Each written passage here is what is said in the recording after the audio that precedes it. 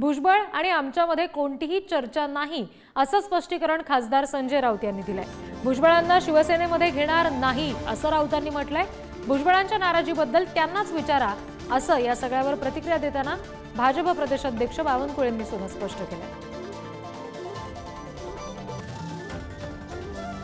छगन भुजबळ हे संजय राऊत यांच्याशी भेटलेत, त्यांच्याशी बोलत अशा संदर्भातला चर्चाचा एकीकडे डंका सुरू असताना राऊत आणि बावनकुळे यांच्या प्रतिक्रिया समोर येत आहेत।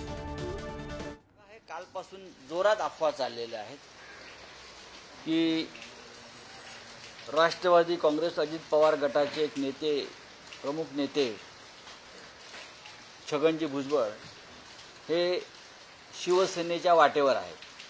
त्या बातमीत आणि त्या अफवेत कोणतेही तथ्य नाही। छगन भुजबळ यांच्याशी शिवसेनेचा कोणत्याही प्रकारचा राजकीय संवाद नाही, झालेला नाही, होण्याची शक्यता नाही। कारण तरी आता स्वतःचा एक मार्ग निवडलेला आहे, त्यांच्या काही भूमिका आहेत, त्या भूमिकांशी शिवसेनेचा भूमिका मेळ खाणार नाही।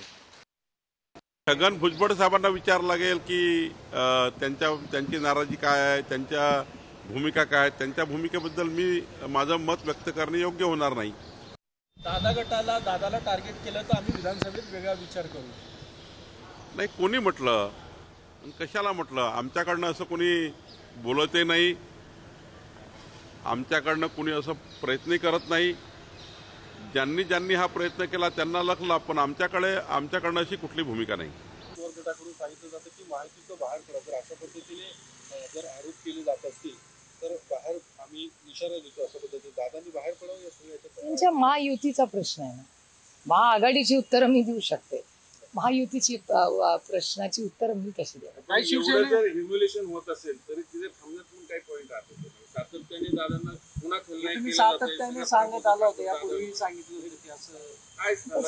भारतीय जनता पक्ष आणि मित्र पक्ष मी सांगितलं तसं मी 10-15 वर्ष 18 वर्ष खासदार आहे। मी आता 18 वर्षात फार जवळून मी पाहिलेले आणि त्यांची जे मित्र पक्षांची सुख आणि दुःखात दोन्ही मी राहिलेले आहे, त्यामुळे मला काही आश्चर्य वाटत नाही।